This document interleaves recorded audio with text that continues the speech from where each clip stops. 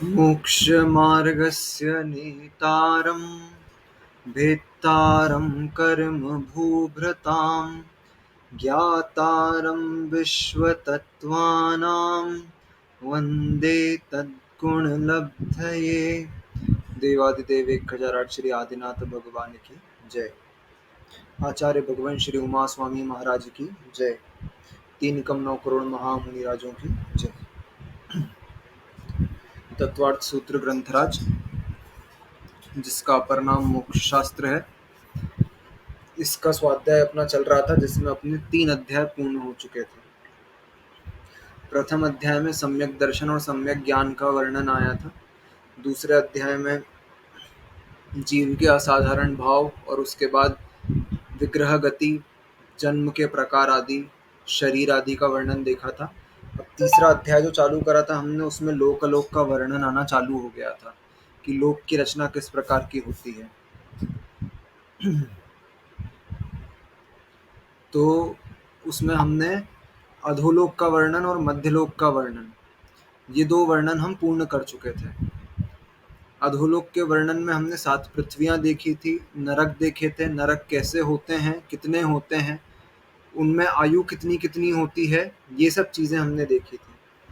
मध्यलोक के वर्णन में हमने क्या क्या देखा था? असंख्यात द्वीप समुद्र होते हैं, उनके नाम क्या क्या होते हैं। तो शास्त्रों में पहले 16 द्वीप समुद्रों का नाम और अंतिम 16 द्वीप समुद्रों का नाम अपने को देखने को मिलता है। इनकी संख्या कितनी है? इनकी संख्या वास्तव में असंख्यात है। असंख्यात को लिपिबद्ध करना क्योंकि पॉसिबल नहीं है। असंख्यात लिखेंगे कैसे? जिसकी कोई काउंटिंग ही पॉसिबल नहीं है, उसको लिखने जाएंगे तो उसका अंत ही नहीं आएगा कभी। ठीक है, कितना लंबा हो जाएगा। इसीलिए पहले के 16 और आखिरी के 16 द्वीप समुद्रों का नाम शास्त्रों में देखने को मिलता है हमको, बाकियों का नहीं देखने को मिलता। ठीक है, पहले समुद्र, पहले द्वीप का नाम जो बीचों बीच है, मेरू जिसकी नाभि है, ऐसे 1,00,000 योजन विस्तार वाला जम्बू द्वीप है, जो थाली के आकार का है, थाली जैसा चपटा है। उसके बाद घेरे घेरे हुए एक दूसरे को चूड़ी के आकार के एक समुद्र है, फिर एक चूड़ी के आकार का द्वीप है, फिर एक चूड़ी के आकार का समुद्र, फिर एक द्वीप, फिर एक समुद्र, फिर एक द्वीप, ऐसे अल्टरनेट चलते जा रहे हैं। जिसमें अंतिम समुद्र, अंतिम जो द्वीप है, उस अंतिम द्वीप का नाम स्वयंभू रमण द्वीप, और उसके बाद सबसे बाहर एक समुद्र आता है, सबसे आउटर में एक समुद्र आता है, उस समुद्र का नाम स्वयंभू रमण समुद्र। ठीक है, इसमें द्वीप समुद्रों की रचना हमने देखी थी। इसमें मनुष्य कहाँ तक हो सकते हैं? तो मानुषोत्तर पर्वत के पहले पहले तक मनुष्य हो सकते हैं, ये हमने समझ लिया था। मानुषोत्तर पर्वत के पहले पहले क्या क्या है? तो मानुषोत्तर पर्वत के पहले जम्बू द्वीप पूरा, लवण समुद्र, फिर धातकी खंड द्वीप पूरा, कालोदधी समुद्र, और फिर पुष्करार्ध द्वीप, पुष्करवड़ द्वीप आधा, तो इसलिए उसको पुष्करार्ध कहा गया। ऐसे जम्बू द्वीप पूरा, फिर कालो लवण धातकी खंड पूरा, और पुष्करवड़ द्वीप आधा होने के कारण इसको ढाई द्वीप कहा गया। ठीक है, जो अपन चैत्य भक्ति पढ़ते हैं, चैत्य भक्ति में आता है कि जम्बू धातकी पुष्कर आधा ढाई द्वीप जग में विख्यात। ठीक है, तो इसमें मनुष्य लोक के वर्णन, मनुष्य लोक के कृत्रिम अकृत्रिम चैत्यालयों की उसमें वंदना की गई है, तो वो आए हैं। फिर इसमें और मध्यलोक के अन्य चैत्यालयों की भी वंदना की गई है। तो कहाँ कहाँ है अन्य चैत्यालय? तो नंदीश्वर द्वीप में चैत्यालय है, फिर एक 11वें नंबर कुंडलवर करके वो है, वहाँ पर चैत्यालय है। एक 13वें नंबर का द्वीप है रुचिकवर करके, वहाँ पर चैत्यालय है। तो इस प्रकार से चैत्यालय ढाई द्वीप के बाहर इन द्वीपों में पाए जाते हैं। 8वें नंबर के द्वीप में नंदीश्वर, कुंडलवर और रुचिकवर, ऐसे करके 3 बाहर द्वीप हैं जहाँ पर अकृत्रिम चैत्यालय पाए जाते हैं। वहाँ पर देव आदि पूजा वंदना करने जाते हैं। ठीक है, ये हमने देखा था। फिर इसके बाद हमने थोड़ी बहुत चर्चा देखी थी इन द्वीप समुद्रों की रचना की। तो द्वीपों में हमने जम्बू द्वीप से शुरू करा था। जम्बू द्वीप की रचना किस प्रकार की होती है? तो उसमें 7 क्षेत्र और 6 कुलाचर पर्वत थे, हिमवन, महाहिमवन, निषद, नील, रुक्मी और शिखरी। ये वर्षधर पर्वत, और वर्ष यानी कि क्षेत्र, क्षेत्र कौन कौन से थे? भरत क्षेत्र, हेमवत, हरि, विदेह, रम्यक, हिरण्यवत और ऐरावत। इन 7 क्षेत्रों में 14 नदियां बहती हैं। ठीक है, और फिर आगे बहुत सारी डिटेल्स हमने देखी थी। कि वृषभाचल पर्वत कहाँ पर होते हैं, फिर विदेह की नगरियाँ किस प्रकार की होती हैं, पर्वत के ऊपर जो वो होते हैं, क्या बोलते हैं, तालाब, ठीक है, वो तालाब 6 होते हैं, उनमें कौन निवास करता है, ठीक है। उसके बाद हमने डिटेल में देखा था सुमेरु पर्वत की रचना कैसी होती है, वहाँ पर कितने वन होते हैं, कितने चैत्यालय होते हैं, चूलिका कितनी बड़ी होती है। वहाँ पर पांडुक वन की रचना में हमने स्पेशल वर्णन देखा था पांडुक शिला, पांडुक कंबला शिला, रक्त शिला और रक्त कंबला शिला का, जहाँ पर तीर्थंकरों का जन्माभिषेक होता है। अलग अलग क्षेत्र में उत्पन्न हुए तीर्थंकरों का अलग अलग जगह पर जन्माभिषेक होता है, ये हमने देख लिया था। फिर इसके बाद हमने क्या देखा था कि धातकी खंड में जम्बूद्वीप की डबल रचना पाई जाती है। जम्बूद्वीप में जैसे एक भरत क्षेत्र है, तो धातकी खंड को 2 इक्वल पार्ट्स में डिवाइड करने वाले इक्ष्वाकार पर्वत हैं। वो इक्ष्वाकार पर्वत से धातकी खंड 2 इक्वल पार्ट्स में डिवाइड हुआ, तो दोनों में एक एक भरत क्षेत्र, एक एक ऐरावत क्षेत्र, एक एक मेरू। तो जम्बूद्वीप में जो रचना थी वैसी की वैसी डबल रचना कहाँ पर हो जाएगी, धातकी खंड में। ऐसे ऐसे सेमी सर्कल्स जो बने हैं, उन सेमी सर्कल्स में एक इस तरफ एक इस तरफ। और सिमिलरली पुष्करवर द्वीप में, जो पुष्करार्ध द्वीप बचा है आखिरी का, उसमें भी ऐसे जो 2 सेमी सर्कल्स बने हैं, उन सेमी सर्कल्स में क्या होगी, 2 जम्बू द्वीप जैसी रचना हो जाएगी। तो टोटल मेरू हो गए, एक यहाँ, 2, 3, 4 और 5, 5 मेरू होते हैं। पहले बीच का नाम सुदर्शन मेरू, फिर विजय मेरू, अचल मेरू, फिर मंदर मेरू और विद्युन्माली मेरू, ऐसे 5 मेरू हैं। 5 भरत क्षेत्र हैं, 5 ऐरावत क्षेत्र हैं, 5 विदेह क्षेत्र हैं, ठीक है। और ऐसी कुल 160 विदेह की नगरियां हैं। इसमें हमने देख लिया था 720 तीर्थंकरों की गणना हम कैसे करते हैं, जो त्रिकाल चौबीसी होती है, भरत और ऐरावत क्षेत्र की त्रिकाल चौबीसी मिला करके हम 720 तीर्थंकरों की गणना करते हैं। 720 तीर्थंकरों की त्रिकाल चौबीसी समेत शिखर जी में जो 20पंथी मंदिर है, जहाँ आचार्य विमल सागर जी की मूर्ति है, वहाँ पर त्रिकाल चौबीसी की बहुत सुंदर रचना की गई है। वहाँ पर बीच में एक कमल बना हुआ है, उस कमल पे वर्तमान चौबीसी है, और बाकी पूरे मंदिर में 720 तीर्थंकरों की रचना है, बहुत सुंदर। ठीक है, मतलब मुझे एक इकलौता वहीं याद है, मैं गया हूँ शिखर जी कम से कम 8th में था तब मैं, तो 8-9 साल पहले शिखर जी गया हूँ। तब तो बस इतना सुना था कि त्रिकाल चौबीसी है, बहुत बाद में पढ़ा कि त्रिकाल चौबीसी होती क्या है।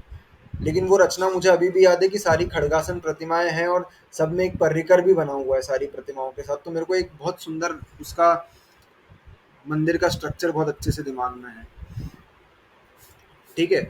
और इसके बाद त्रिकाल चौबीसी के बाद 170 तीर्थंकर, 170 तीर्थंकर एक साथ कैसे हो उत्पन्न हो सकते हैं, कहाँ कहाँ होते हैं, ये हमने देखा था। 170 तीर्थंकर एक साथ, मतलब मुझे कहीं दर्शन करने को मिले ही नहीं। बाकी गुजरात में एक बार ध्यान सागर जी के प्रवचन सुन रहा था, तो उसमें उन्होंने कुछ क्षेत्र का नाम बताया था जिसमें 170 तीर्थंकर एक साथ एक वेदी में बने हुए हैं। इसके अलावा इंदौर में 2 साल पहले करीब प्रतिष्ठा हुई थी, उसमें एक अजितनाथ भगवान एक वेदी के मूल नायक बनाए थे। और आसपास 170 तीर्थंकरों की विद्या पैलेस करके मंदिर है, एरिया है, वहाँ का जो मंदिर है उसमें 170 तीर्थंकरों की बहुत सुंदर वेदी की रचना की गई है। तो ये हमने समझ लिया था कि कैसे ये होते हैं। अब यहाँ पर अपना मध्यलोक का और अधोलोक का वर्णन पूर्ण हो चुका था। इतना सबको क्लियर है तो अपन आगे बढ़ेंगे, आज से चौथा अध्याय चालू करेंगे। क्लियर है इतना?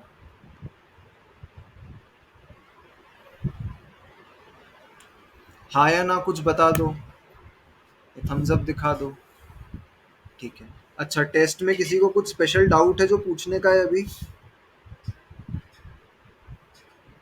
या कोई क्वेश्चन जो बना ही नहीं हो अभी तक? मैंने स्क्रीनशॉट भेजे है देवांग तुम्हें, तो मैं पर्सनली डिस्कस कर लूंगी, मुझे अभी ऐसे याद नहीं है। 2 क्वेश्चंस मुझे पूछने हैं अलग आपने से। भेज रखे थे ना मुझे।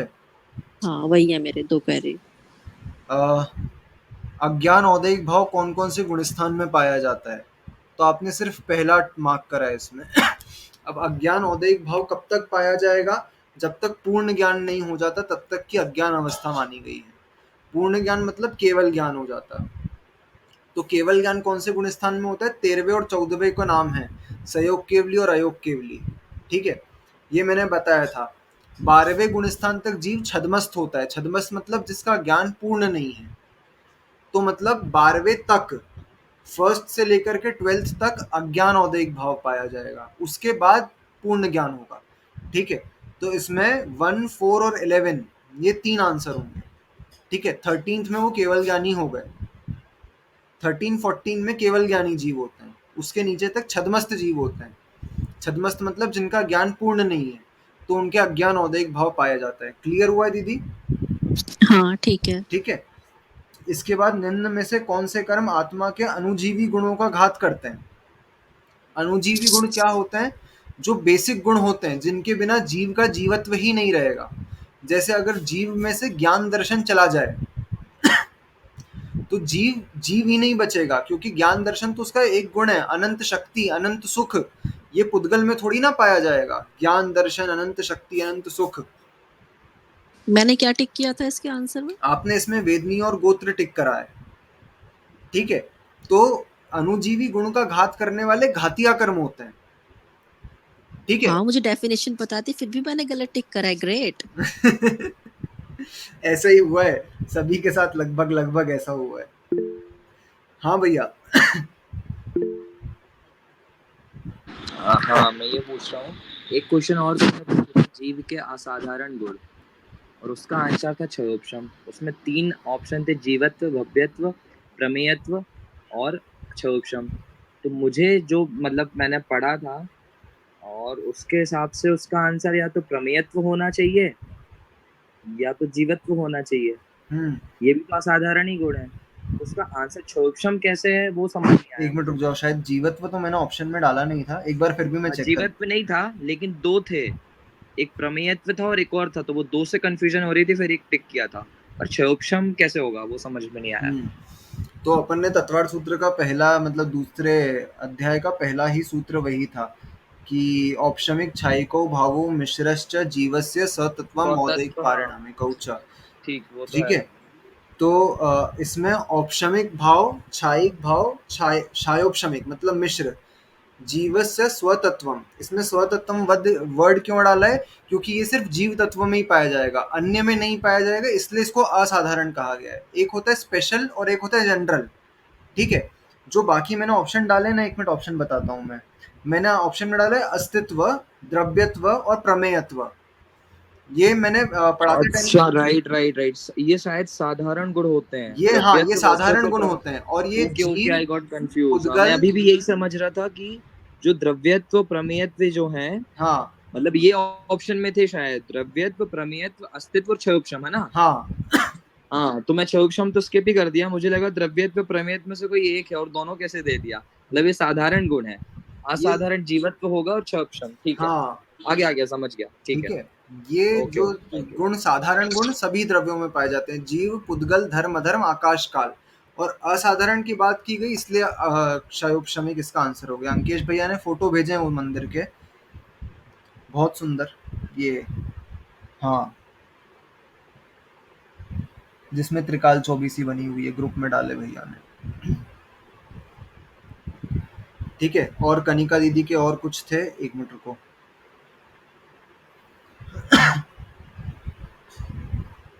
हम्म, मच्छर का योनि स्थान के गुण बताने हैं। ये हमने डिस्कस कर लिया था। ये हो गया ना? हाँ, और बस ठीक है, यही 3 दो दो रहे। कॉन्सेप्चुअल वाले यही थे, बाकी एक मेरा ये रॉन्ग था कि किनका वो वाला जन्म होता है। बिल्ली कौन से ऑप्शन में था यार?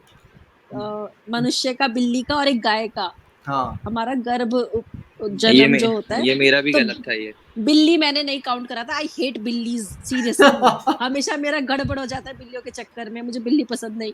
आगे से याद रखूंगी मैं, इसका भी गर्भ जन्म होता है यार। ठीक है, बिल्ली का गर्भ जरायुज जन्म है। जरा से युक्त उनका जन्म है। सोनाली का कोई से डाउट है क्या? इनके कहाँ डाउट हो गए भैया, टॉपर लोग हैं ये। अरे सुनो तो देवांग, हाँ थोड़ा बोनस मार्क रखो तुम, जो तत्वार्थ सूत्र पूरा देख के, हाँ, मतलब वीडियो ऑन करके, बिना देखे, याद करके जो सुनाएगा, पूरे अध्याय जितने हो गए हैं, उनके लिए कुछ बोनस मार्क रखो, तो दूसरों को भी प्रेरणा मिलेगी, कि भाई मार्क्स इस बहाने याद भी कर लेंगे, ऐसा बिल्कुल कुछ कर सही बात सकते है। हो। अरे मतलब अब कुछ प्राइज़ छोटा-मोटा तो मेरे को ऐसा लग रहा है कि कुछ देना चाहिए सबको, क्योंकि सब इतनी पढ़ाई भी कर रहे हैं, टेस्ट भी दे रहे हैं। सोनालिका दोनों अध्याय में लगातार फर्स्ट आई है। हाँ, श्रेयस को ना पहला अध्याय याद हो चुका है, मतलब हाँ। मुझे वैसे। दूसरा तीसरा भी याद तो हो ठीक गया है, ऑलमोस्ट, अरे वाह थर्ड भी यार! इन लाइक, इन थर्ड लोगों को मेरा क्लास से बाहर 10 कर दो सूत्र हो भैया। गए हैं। फर्स्ट तो कंप्लीट है, सेकंड थोड़ा बहुत कहीं अटक सकते हैं, हाँ। बट थर्ड भी मैं साथ साथ करते जा रहा हूँ। ऐसा है, रोज मंदिर में पढ़ लेता हूँ तो वो हो जाते हैं। अपन एक ओरल टेस्ट भी रखते हैं जिसमें सबको वो रहेगा याद करने के लिए। ठीक है? कोशिश करो मतलब अपने मैं सूत्र मैं तो याद। कहता हूँ कि एटलीस्ट हर किसी को एक अध्याय तो कम से कम आना चाहिए, हाँ, वो कोई हाँ, सा भी हाँ। करे अपनी मनपसंद का। भाई पूरे तो नहीं कर सकता हर कोई 10, बट एटलीस्ट एक तो कर ले कोई, इसी बहाने याद हो जाएंगे क्लास के। हाँ, सही बात है। ठीक है, सभी प्रयास करो और अपन एक दिन रखेंगे एक डिसाइड कर लेंगे डे। उस दिन जिसने सबसे अच्छे से बोला उसके लिए अपन करेंगे प्राइज़ वगैरह कुछ, ठीक है? ये हो गया अपना पेपर का डिस्कशन। सोनालिका नहीं डाउट है, तो अपन आज से फिर अपन नहीं नहीं। ठीक है? हाँ, वेरी गुड। तो अपन आज से चौथा अध्याय प्रारंभ कर रहे हैं। चौथा अध्याय को तुमने तो बोला था कि नंदीश्वर दीप की डिटेल्स हाँ, बताओगे ना, चौथे नंदीश्वर अध्याय द्वीप और से वो क्या? पढ़ना है क्या? ठीक है, मतलब मैं बता दूंगा, अलग से क्लास ले लूंगा। अभी मुझे मतलब पक्का नहीं था कि आप लोग पढ़ोगे कि नहीं, तो फिर अपन नंदीश्वर द्वीप का अगर टॉपिक पढ़ेंगे तो अपन फिर अकृत्रिम चैत्यालय, कृत्रिम चैत्यालय कितने कितने हैं मध्यलोक में, उसका भी वर्णन देख लेंगे। वो अपन एक आध दिन में क्लास कर लेते हैं। आज चौथा अध्याय चालू कर लें, क्योंकि बोर्ड नहीं है मेरे पास फिर अभी। कृत्रिम और अकृत्रिम में डिफरेंस क्या है? कृत्रिम मतलब जो मनुष्यों के द्वारा बनाए गए हैं, जो मानवकृत हैं, वो कृत्रिम। और जो अनादिकाल से अस्तित्व में है, मतलब जिनको किसी वो ने बनाया अकृत्रिम। नहीं है, वो अकृत्रिम। हाँ, जो विदेश क्षेत्र आदि में है। वो सब जगह हैं, जैसे भरत क्षेत्र हाँ में भी मतलब बहुत सारी जगह। बहुत सारे हैं, कुछ 400 के आसपास हाँ, संख्या आती है उसकी। मध्यलोक में इतने हैं, है तो असंख्यातों ओके में। ओके। हाँ हाँ हाँ। ठीक है, तो अपन उसका एक आध दो क्लास में अपन कर लेंगे। अभी मेरे पास बोर्ड और पेन भी नहीं है, तो अपन स्टार्ट नहीं कर पाएंगे। ठीक है, अपन एक आध क्लास में उसको करते हैं। हाँ ठीक है, अभी फोर्थ स्टार्ट कर लो, थोड़ा बहुत इंट्रो ठीक है, चलेगा। फोर्थ स्टार्ट करते हैं। चौथे अध्याय का प्रथम सूत्र। देवाश्चतुर्निकायाः देवाश्चतुर्निकायाः देवाश्चतुर्निकायाः। कनिका दीदी सूत्र बोलोगे? देवाश चतुर्निकायः। देव 4 निकायों वाले होते हैं। ये जो अब वर्णन चालू हो रहा है चौथे अध्याय में, ये स्वर्गों का और देवों का वर्णन चालू हो रहा है। मतलब पहले तो देवों का इन जनरल, और फिर उसके बाद स्वर्गों का वर्णन चालू होगा। ठीक है, तो अभी अपन ने देख लिया मध्यलोक तक का वर्णन। अब ऐसा समझ रहे हैं कि अपन ऊर्ध्वलोक का वर्णन, देव वहां पर कौन रहता है, उनकी आयु कैसी होती है, उनके सुख कैसे होते हैं, उनके दुख कैसे होते हैं। ठीक है, ये सब चीजें अपन देखेंगे। तो फिलहाल देवगति अब अपन ने यहाँ तक देख लिया। अधोलोक में नारकी जीव रहते हैं, और मध्यलोक में मनुष्य और तिर्यंच रहते हैं। बची कौन सी गति? देवगति। तो अब देवगति के वर्णन के लिए यहाँ पर सूत्र दिया पहला आचार्य ने, देवाश चतुर्निकाया।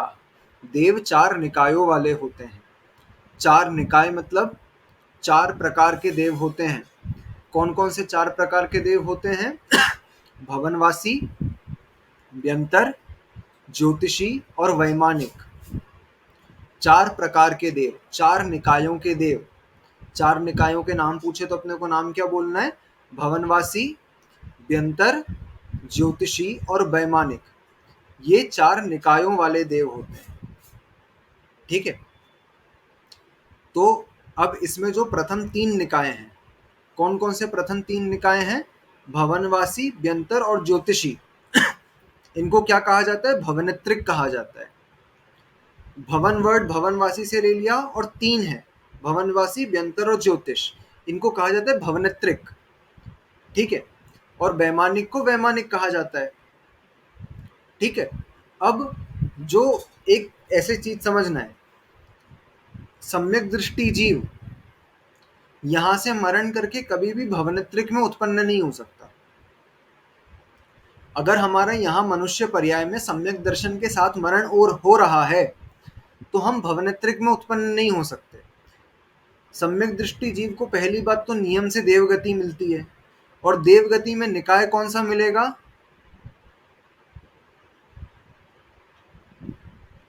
देवगति में निकाय कौन सा मिलेगा? वैमानिक। वैमानिक। भवनवासी नहीं बनेगा, व्यंतर नहीं बनेगा, ज्योतिषी नहीं बनेगा, नियम से वैमानिक देव ही बनता है वो। लेकिन मिथ्या दृष्टि की बात करें तो मिथ्या दृष्टि इसमें भी जा सकता है और इसमें भी जा सकता है। किसमें? तो भवनेत्रिक में भी उत्पन्न हो सकता है और वैमानिक में भी उत्पन्न हो सकता है। ठीक है, मिथ्या दृष्टि जीव भवनेत्रिक में भी उत्पन्न हो सकते हैं, वैमानिक में भी उत्पन्न हो सकते हैं, लेकिन सम्यक दृष्टि के लिए नियम है कि वो पहले तीन में नहीं जाता है, वो नियम से जाएगा तो वैमानिक देवों में ही जाएगा। और वैमानिक देवों में भी सम्यक दृष्टि जीव को कभी देवी की पर्याय नहीं मिलती है।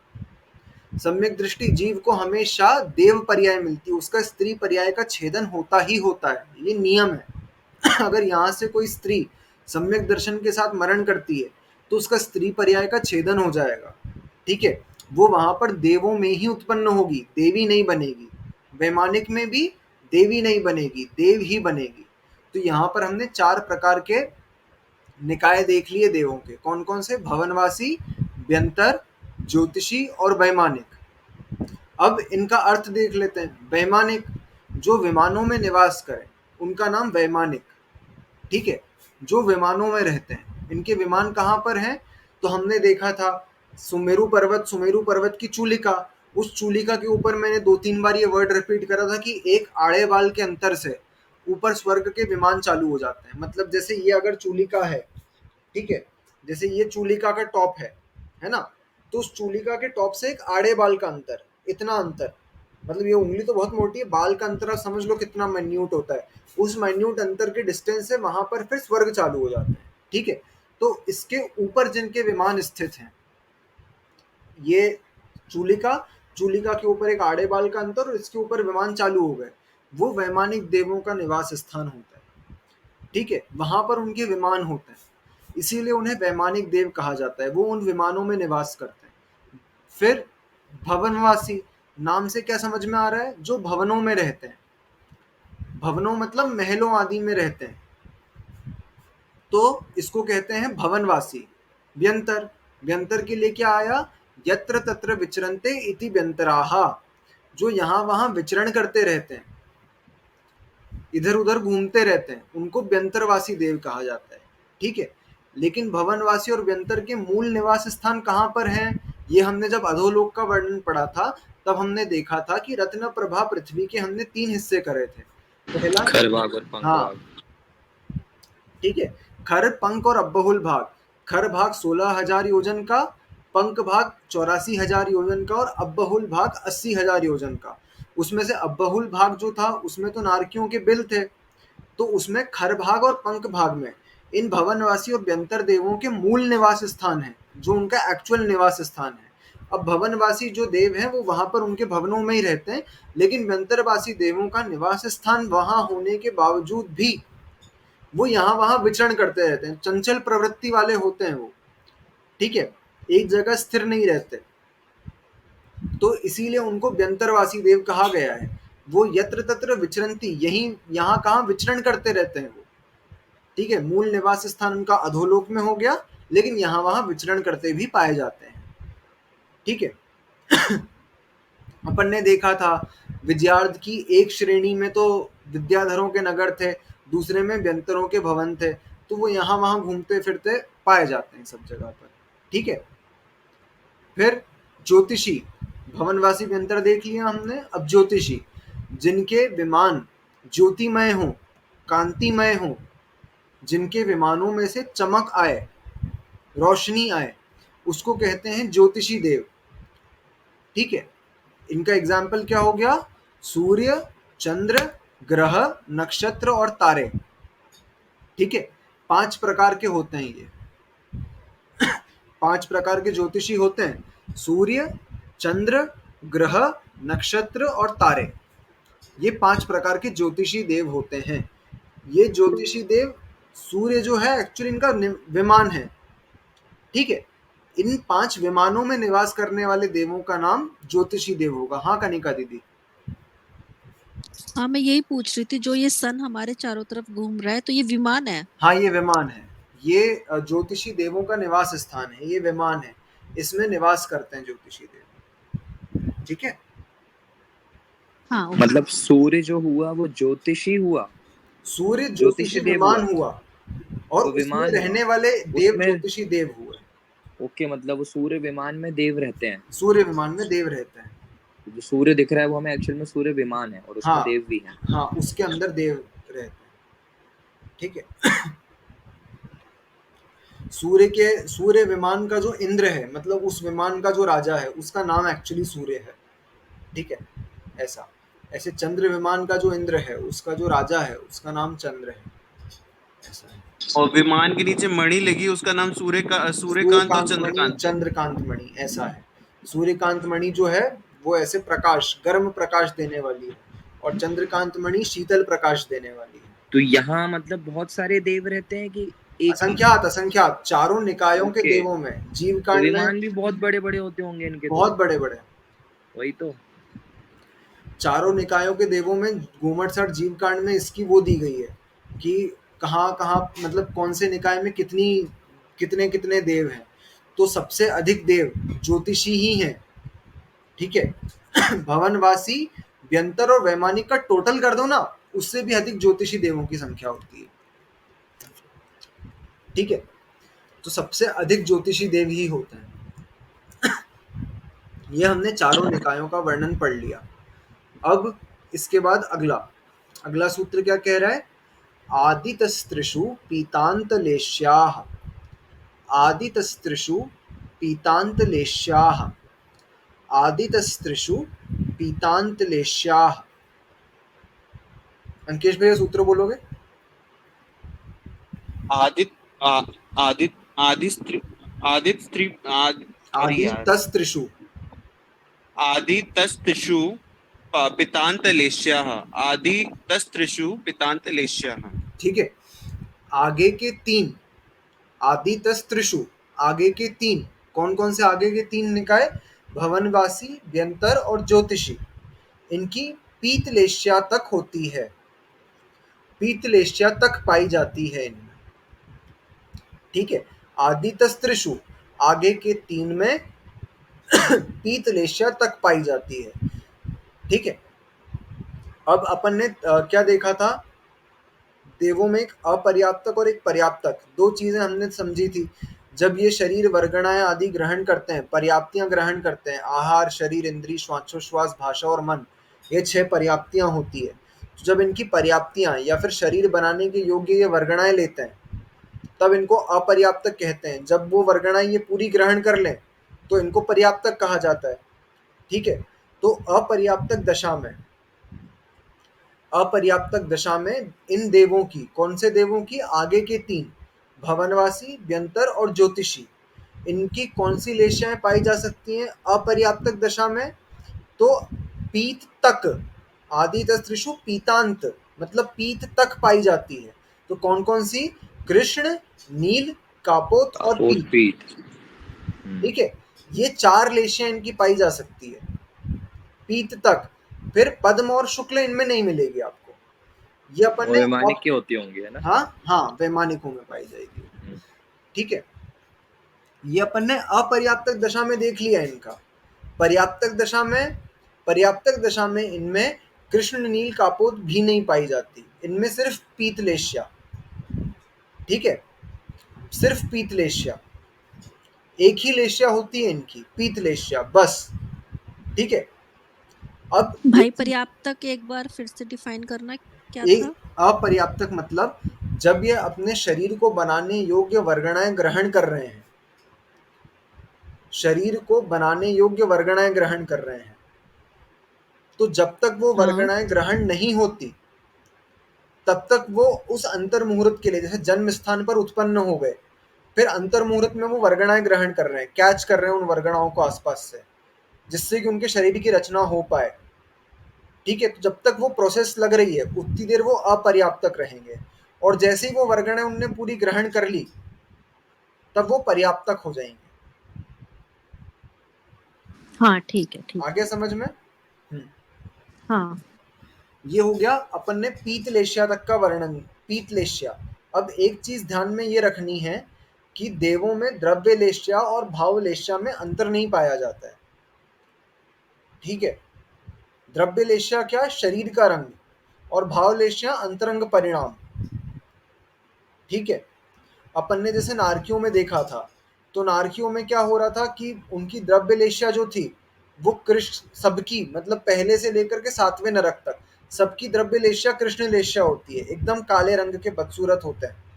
ऐसा नहीं कि काले रंग के बदसूरत ही होते हैं हमेशा, लेकिन वो काले रंग के और अच्छे ना दिखने वाले जीव होते हैं। ठीक है। तो ऐसे देवों का क्या हो, मतलब उनकी द्रव्यलेश्या तो कृष्ण है, लेकिन पहले स्वर्ग में लेश्या कृष्ण नहीं पाई जा सकती। उनकी कापोत लेश्या होगी, फिर नीचे उतरेंगे तो कभी नील आएगी, और अंतिम जाते जाते उनकी कृष्ण लेश्या आती है।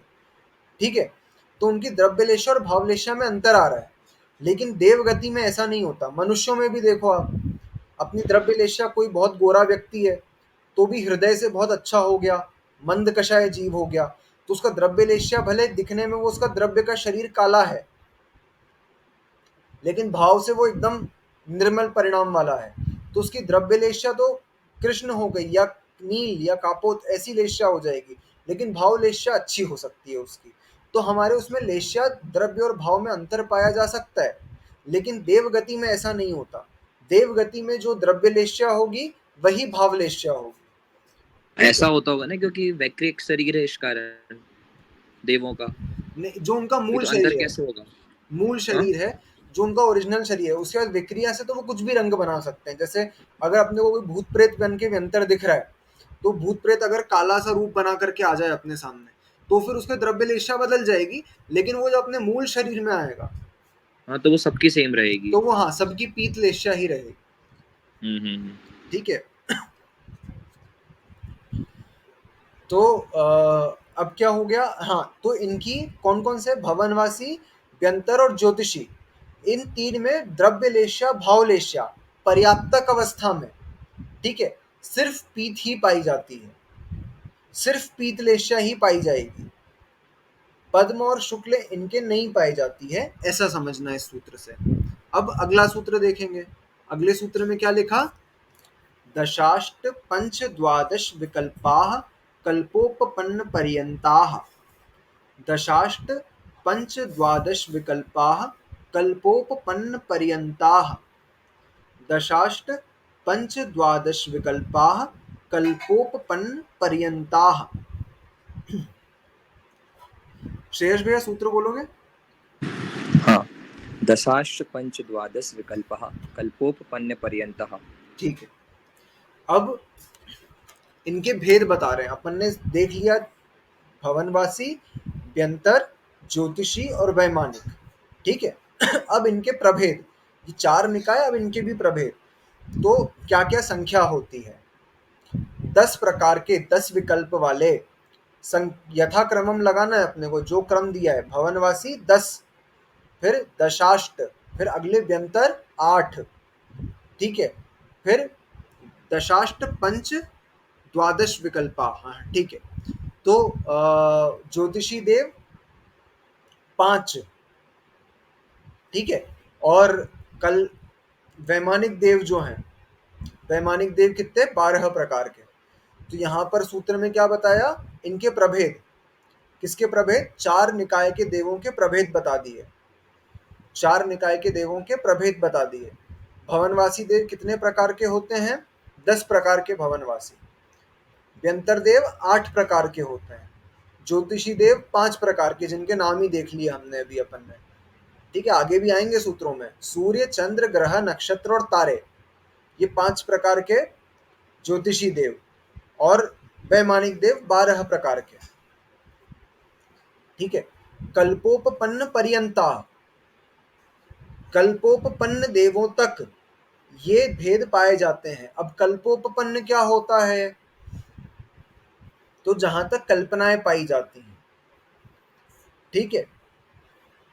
जैसे अपन अब देखें, जो अपना ऊर्ध्वलोक है, वो ऊर्ध्वलोक कैसा है? तो उस ऊर्ध्वलोक में, अभी हितेन ने ग्रुप पर कुछ वीडियोस भेजे थे, उसमें स्वर्ग दिखा रहे हैं, तो उसमें देखना आप लोग स्वर्गों के नाम लिखे हुए हैं। ठीक है, उस वीडियो में क्या लिखा हुआ है? सौधर्म ईशान, सनत कुमार माहेंद्र, ब्रह्म ब्रह्मोत्तर, लांतव कापिष्ट, शुक्र महाशुक्र, शतार सहस्त्रार, आणत प्राणत, आरण अच्युत, ऐसे स्वर्गों के नाम लिखे हुए हैं। ऐसे 16 स्वर्ग हैं। ठीक है, 16 स्वर्ग हैं।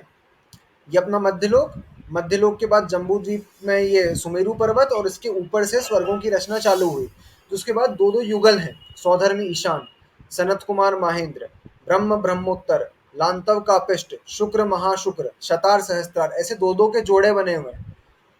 ठीक है, तो ऐसे करके 16 स्वर्ग हैं। फिर 16 स्वर्गों के ऊपर क्या है? 16 स्वर्गों के ऊपर 9 ग्रेवियक हैं। 16 स्वर्गों के ऊपर 9 ग्रेवियक, फिर 9 अनुदिश, 9 अनुदिश, और फिर उसके ऊपर 5 अनुत्तर। ठीक है, तो ये ग्रेविक वगैरह क्या होते हैं हाँ, अनुदिश? ये भी स्वर्गों के ही विमान है। इनमें डिफरेंस होता है कुछ, स्वर्ग विमान और इनमें डिफरेंस होता है, वही अपन समझने की कोशिश कर रहे हैं। जो ये 16 स्वर्ग है ना, इनको कल्पवासी देव कहा जाता है। कल्पवासी देव। यहाँ तक कल्पनाएं चलती हैं। कैसी कल्पनाएं? वो अगले सूत्र में अपन देखने वाले हैं कैसी कल्पनाएं हैं। वहां पर एक इंद्र की, प्रजा की, मंत्रियों की, जैसे हमारे यहाँ होता है, जैसे हमारे यहाँ एक राजा होता है, बाकी सब प्रजा होती है, राजा का सब पर हुक्म चलता है। ठीक है, उसकी एक सेना होती है, फिर उसके कुछ सलाहकार होते हैं। ऐसी स्वर्गों में भी रचनाएं हैं। ठीक है, हमारे यहाँ भी दास दासी होते हैं। तो हमको क्या लगता है कि स्वर्ग में तो सुख ही सुख है, तो ऐसा नहीं है। स्वर्गों में भी देव होते हैं जो दास दासी होते हैं लोगों के। ठीक है, तो वहां पर भी दुख है, ऐसा नहीं कि आपको दिन भर, अब एक प्रकार के देव होते हैं उनमें से, अब उस देव को किसी ने बोल दिया कि घोड़ा बनना है। ठीक है, अभियोग्य जाति के देव कहा जाता है उनको। तो वो अभियोग्य जाति के देव को किसी ने बोल दिया कि मेरा वाहन बनो, तो वो अब है देवगति का जीव। अब सौधर्म इंद्र ने बोल दिया कि तुमको ऐरावत हाथी बनना है और तुमको ऐरावत हाथी बन के चलना है, तो वो देवगति के जीव को भी त्रियंच का रूप लेना पड़ेगा। वहां पर ऐरावत हाथी कोई एक्चुअल में त्रियंच थोड़ी ना है। स्वर्ग में त्रियंच कहाँ से पाए जाएंगे? त्रियंच तो मध्य लोक में पाए जाते हैं। तो ऐरावत हाथी कोई एक्चुअल हाथी थोड़ी है, वो तो एक प्रकार का देव है जो ऐरावत हाथी का रूप ले लेता है। ठीक है, ऐसे कोई शांति विधान अगर करा होगा किसी ने, तो शांति विधान में आता है कि एक सौधर्म इंद्र जो है वो ऐरावत हाथी से आता है यहाँ पर पूजा करने के लिए, और कोई देव जो है वो अपनी सवारी, कोई कौवे से आ रहा है, कोई किसी और उससे आ रहा है। ठीक है, ऐसे अलग अलग इंद्रों की अलग अलग सवारियां होती है। 16 स्वर्गों में जितने इंद्र हैं उनकी अपनी अपनी एक एक सवारी है। ठीक है, किसी ने लिखा है, वो विधान में लिखा हुआ है ऐसा, शांति विधान में था ना, अपन ने पढ़ा है कि वो परिवार जिनालय आवे, वो है ना, वो शांति विधान की लाइन है ना। हाँ, हाँ, सौधर्म, शांति विधान में ही आता है हाँ, तो अलग वो अलग।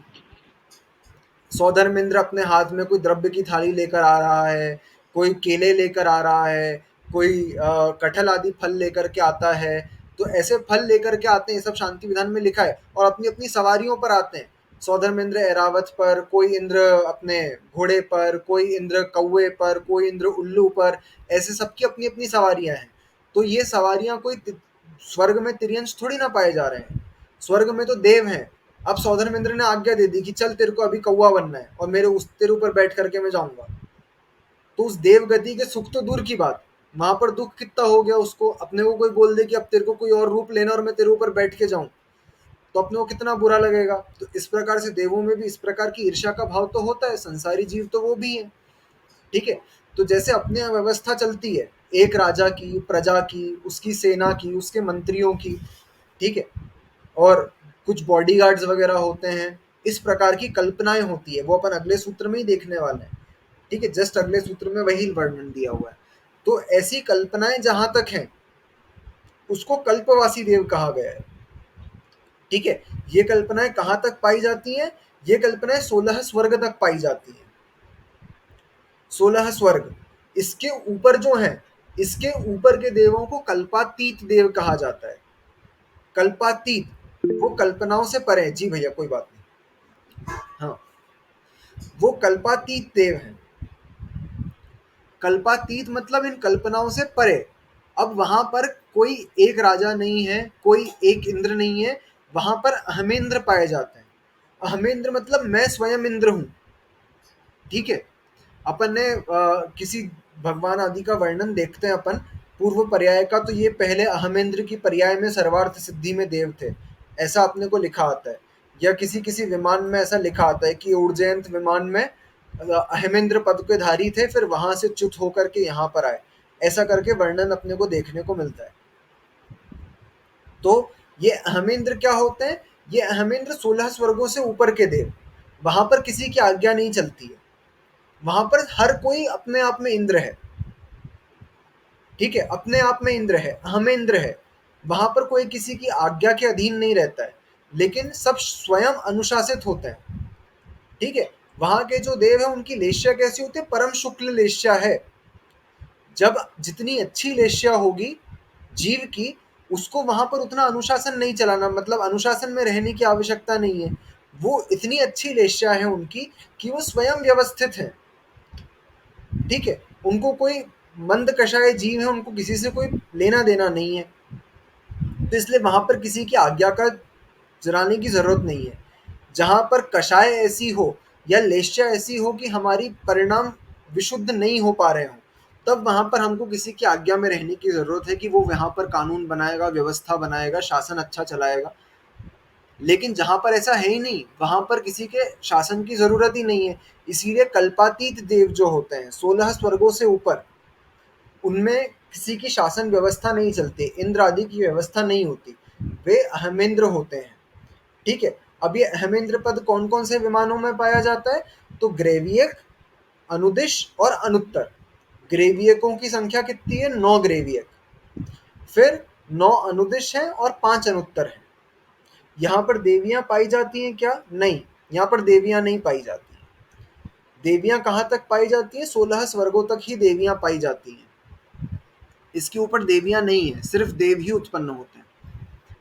ठीक है, ये कहीं आते जाते भी नहीं है, अपने विमान में ही रहते हैं। जैसे भगवान के कल्याणक आदि भी हुए, तो ये अपने विमान में ही रहते हैं। वहां अपने सिंहासन होता है उनका अपना अपना, तो उस सिंहासन पे से उतर करके 7 कदम आगे जाते हैं और वहां पर ही भगवान को प्रणाम करते हैं, दंडवत प्रणाम करके, और फिर वापस आकर के अपने सिंहासन पर बैठ जाते हैं। ये अहमेंद्र करते हैं ऐसा। तो उनका कहीं आवागमन बहुत कम होता है, क्योंकि उनके परिणाम इतने विशुद्ध हैं। जैसे जिसके पास संश्लेषता जितनी कम होगी, वो उतना कम यहाँ वहां जाएगा। ठीक है, किसी के अब मुनि महाराज दिन भर एक कमरे में बैठे हुए हैं, ठीक है, बस आहार के लिए निकल रहे हैं, प्रवचन के लिए निकल रहे हैं, तो उनको देखा है कभी कि चलो अब बहुत देर बैठे बैठे हो गई, अब एक गार्डन का चक्कर मार के आए? ऐसा होता है क्या कभी महाराज जी के साथ में? नहीं, कभी नहीं होता। उनके मन में संश्लेषता ही नहीं है। ठीक है, हमारे पास ही होता है कि अरे बैठे बैठे बोर हो गए, अब तो चलना है, कहीं बाहर घूम के आएंगे या गार्डन तक जाएंगे, बाहर हवा चल रही है, हवा ही देख के आए, या हम कहीं नहीं जा रहे हैं तो चलो छत पे चलें, छत तक तो धोके आएंगे, आसपास देख के आते हैं क्या हो रहा है, सनसेट देख के आते हैं क्या हो रहा है। तो जिसके पास संश्लेषता जितनी होगी, या फिर जिसके पास विकल्प जितने ज्यादा होंगे, उसको उतने ज्यादा विकल्प होंगे कि आसपास घूमने के। ये देवों की लेश्या इतनी शुक्ल, परम शुक्ल लेश्या के धारी होते हैं ये देव, तो इनके परिणाम ही इतने मंद हैं कि इनको जहां है वहीं उनको संतुष्टि प्राप्त हो रही है। ठीक है, जैसे मुनि महाराज होते हैं, जहां है वहीं अपने ज्ञान ध्यान तप में लीन है, उनको वहीं संतुष्टि प्राप्त हो रही है, कहीं घूमने की उनको आवश्यकता ही नहीं पड़ रही है। ठीक है, तो इस प्रकार की उनकी रचना होती है। वो वहीं पर बैठ करके कल्याण को आदि के समय पर भगवान को प्रणाम कर लेते हैं। ये होती है कल्प है ना। अब इनकी रचना किस प्रकार की होती है, कल्पनाएं कैसी कैसी होती है, ये अपन एक सूत्र में देख लेंगे, या फिर कल देखें। आज अंकिश भैया भी चलेगा, नया सूत्र अपन कल से स्टार्ट करेंगे। हाँ कल देखेंगे, बट मुझे एक चीज बताओ, इसको कल्पना क्यों बोलते हैं? ये तो सब रियलिटी है ना, कि वहां पे ऐसे हाँ, राजा है, किसी इंद्र को की बनना है। कल्पना की गई है वहां पर। एक्चुअली इसकी कल्पना की क्यों आवश्यकता पड़ी? क्योंकि वहां पर ऐसी कोई नीड नहीं थी। ठीक है, अब देवों में क्या, देवों में एक सैनिक वाले देव होते हैं जो सौधर्मेंद्र की सेना है। तो सौधर्मेंद्र को किसी और देव से लड़ने जाना है क्या? सौधर्म और ईशान की लड़ाई हो रही है क्या आपस में? कभी नहीं होती। अनादिकाल से अनंत काल तक कभी नहीं होगी। ठीक है, ऐसे कभी असुर कुमार जाति के देव और स्वर्ग के देव आपस में लड़ने आ रहे हैं और समुद्र मंथन हो रहा है, ऐसा कभी हुआ नहीं, कभी होगा भी नहीं। ठीक है, असुरों की और देवों की लड़ाई हो रही है, कभी होता ही नहीं है ऐसा, वहां पर नीड नहीं है। लेकिन फिर भी कल्पना की गई। कल्पना क्यों की गई? उस सौधर्म इंद्र के वैभव को बताने के लिए। ठीक है, वहां पर नीड नहीं थी, लेकिन कल्पना इसलिए की गई ताकि उस इंद्र के वैभव के बारे में हमको पता चले, इसीलिए उसको कल्पना कहा गया है। समझ में आ गया? मतलब होता तो रियलिटी है ना, हाँ, मतलब होता तो ये रियलिटी नहीं है, लेकिन हमने हम्म। उसकी महिमा कितनी ज्यादा है, उस इंद्र पद की महिमा को बताने के लिए हम इस सब को समझ रहे हैं। इसीलिए कल्पना से ये नहीं समझना कि ये सब नकली बातें हैं, कल्पना से ये समझना कि हमने उस इंद्र के वैभव को इन सब से बताया है। एक्चुअल में ओके। कल्पोपपन्न है ना, कल्पोपपन्न। हाँ, इस कल्प मतलब कल्पना कल्पना थोड़ी। में उत्पन्न हुए हैं ये सारे। अच्छा। हाँ, आया दीदी समझ? हाँ भाई, हाँ, ओके। ठीक है, और किसी को कुछ डाउट है?